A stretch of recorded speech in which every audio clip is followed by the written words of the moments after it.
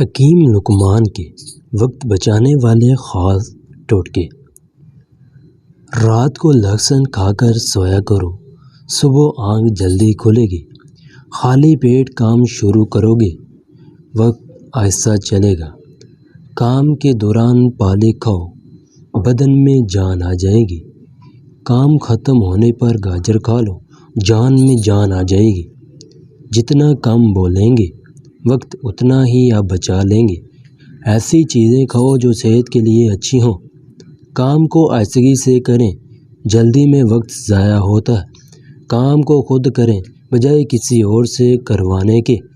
کسی بھی کام کو بار بار مت کریں، تمہاری عادت بن جائے گی۔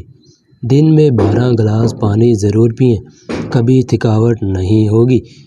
سبزیوں کا استعمال زیادہ کریں، زیادہ وزن اٹھا پائیں گے۔